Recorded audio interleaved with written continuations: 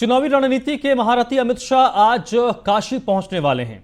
Amit Shah Bharatiya Janata party के नेता और कार्यकर्ताओं को विजय श्री का मंत्र देंगे और ये विजय श्री का मंत्र प्रधानमंत्री के संसदीय क्षेत्र काशी में आज अमित शाह देने वाले हैं। प्रधानमंत्री के संसदीय क्षेत्र से यूपी फतेह करने का ये मंत्र दिया जाएगा।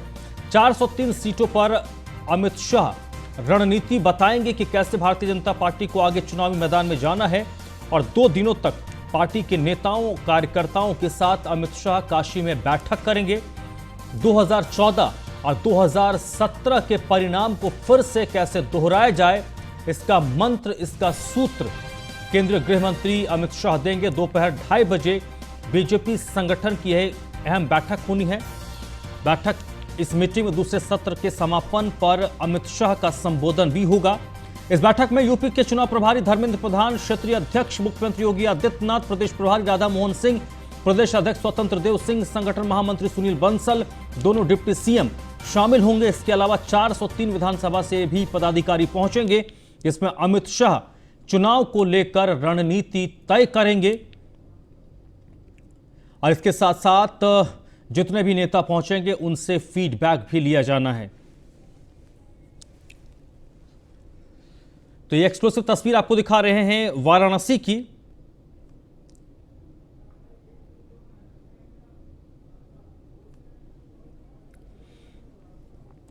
वाराणसी में आज अमित शाह भारतीय जनता पार्टी के वरिष्ठ पदाधिकारियों के साथ बैठक करेंगे और 2022 की रणनीति का खाका खींचेंगे। 2 दिवसीय दौरे पर आज काशी पहुंच रहे हैं भारतीय जनता पार्टी के वरिष्ठ नेता और केंद्रीय गृह मंत्री अमित शाह।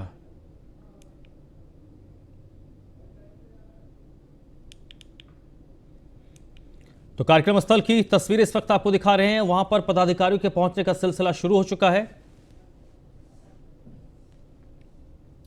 इस वक्त मेरे साथ आकाश यादव जुड़ रहे हैं वाराणसी से, इसी पर ज्यादा बातचीत के लिए। आकाश, क्या कुछ अपडेट इस वक्त आपके पास है? कौन कौन से लोग वहां पर पहुंचे हैं?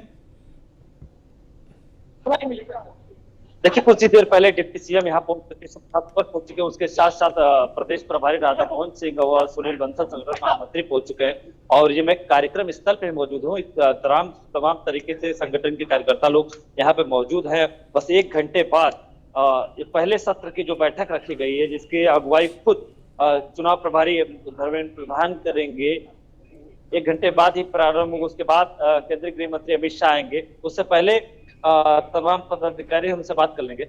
आज केंद्रीय गृह मंत्री अमित शाह आएंगे और जीत का मंत्र देंगे। क्या लग रहा है? देखिए, भारतीय जनता पार्टी अपने कार्यों के आधार पर उत्तर प्रदेश का चुनाव लड़ रही है और भारतीय जनता पार्टी की जिस तरीके से धरातल पर सभी योजनाएं पहुंची आदरणीय योगी आदित्यनाथ जी के नेतृत्व में, सबका साथ सबका विकास और सबके विश्वास के साथ, तो इसलिए हम कह सकते हैं जनता के बीच बढ़े हुए विश्वास के साथ कि प्रचंड बहुमत के साथ पुनः भारतीय जनता पार्टी की सरकार बनने जा रही है और 350 पार का जो हमारा लक्ष्य है उसको हम पूरा करेंगे। और देखिए, विपक्ष की स्थिति आप सब देख ही रहे हैं। कोई जिन्ना के सहारे चल रहा है, कोई किसी सम्मेलन के सहारे चल रहा है, क्योंकि इन लोगों ने कोई काम तो किया नहीं है। जब सत्ता रहती है तो गुंडे माफिया इनके पार्टनरशिप में होते हैं और जब सत्ता से बाहर होते हैं तब इनको जिन्ना याद आते हैं और इस तरीके के भ्रम फैला करके ये चाहते हैं कि उत्तर प्रदेश में हम चुनाव जीतेंगे। तो इस तरीके के भ्रम में अब उत्तर प्रदेश की जनता आने वाली नहीं है। अब उत्तर प्रदेश की जनता आदरणीय योगी आदित्यनाथ जी के साथ चल चुकी है और सबका साथ सबका विकास और सबके विश्वास के साथ पुनः भारतीय जनता पार्टी की प्रचंड बहुमत के साथ सरकार बनाने जा रही है।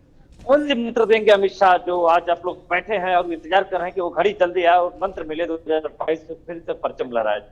वो मंत्र यही है कि हमारे राष्ट्रीय अध्यक्ष भी रहे हैं, अभी आदरणीय गृह मंत्री हैं वो, और वो बूथ अध्यक्ष से लेकर के इस स्तर तक अगर पहुंचे हैं तो प्रत्येक कार्यकर्ता को यही मंत्र दे रहे हैं कि हम सबको पन्ना प्रमुख, बूथ अध्यक्ष और जो भी हमारी टीम है, सभी को एक कार्यकर्ता भाव से, समर्पण भाव से इस कार्य में लगना है और 2022 का कमल खिलाना है प्रचंड बहुमत के साथ।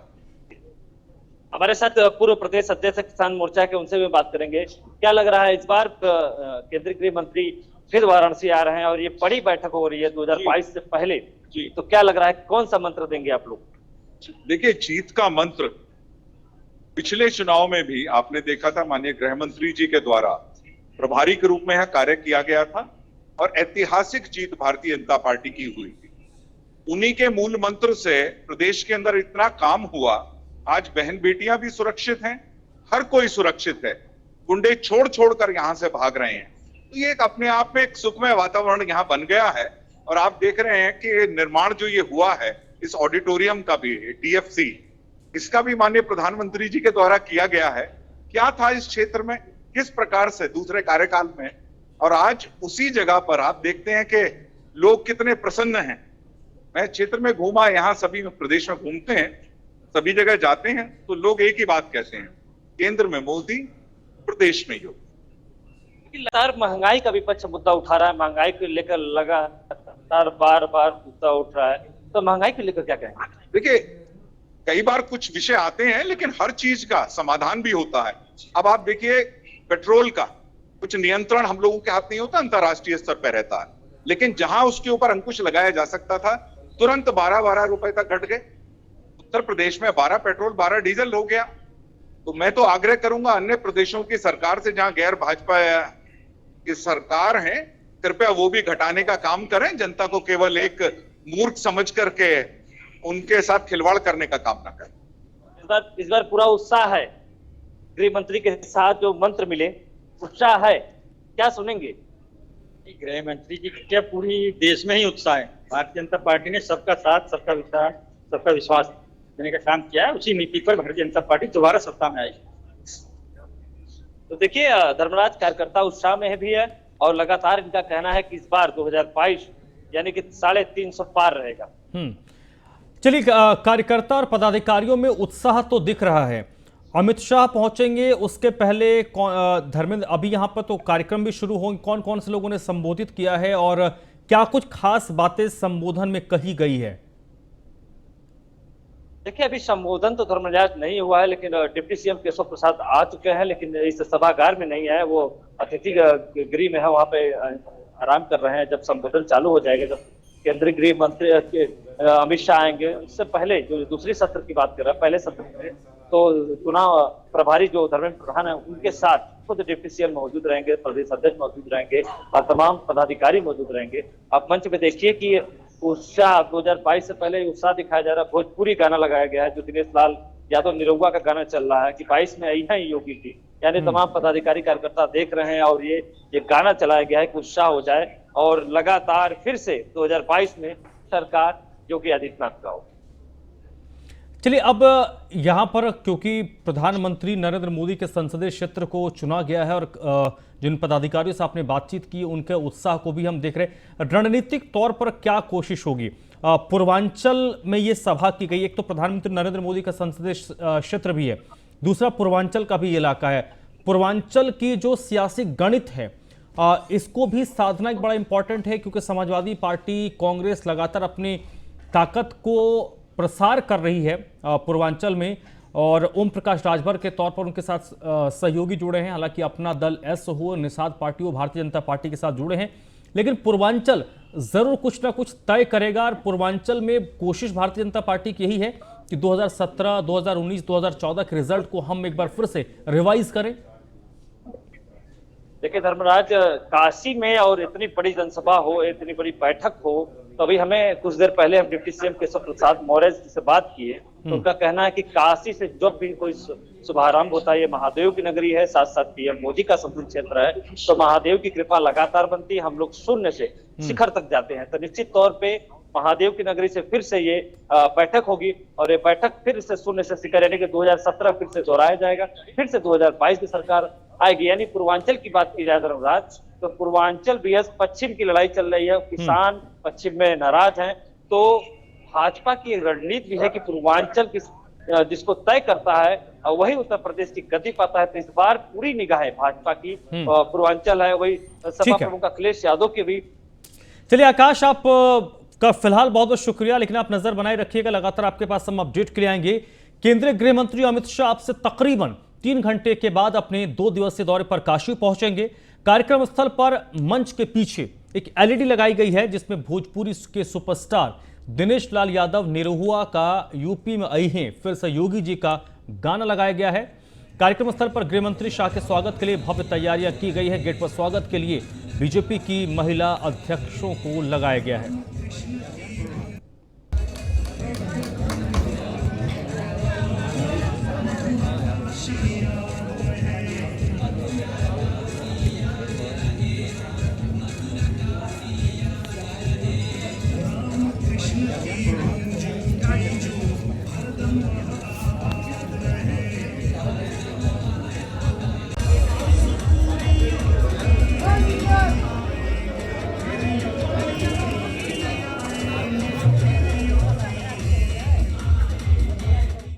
अगली खबर लखनऊ से, जहां पर पत्रकारों को पेंशन पर श्रम मंत्री की तरफ से आश्वासन दिया गया है। मुख्यमंत्री योगी के सामने इस मामले को रखने की बात कही गई है।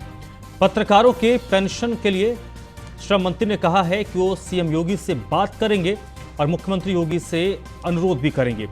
स्वामी प्रसाद मौर्य जो उत्तर प्रदेश के श्रम मंत्री हैं, उन्होंने पत्रकारों की पेंशन को लेकर यह आश्वासन दिया है और कहा कि पत्रकारों के हितों के लिए योगी सरकार कृत संकल्पित है। पत्रकारों के साथ स्वामी प्रसाद मौर्य ने बयान जारी करते हुए कहा कि इस मामले को सीएम के समक्ष रखेंगे।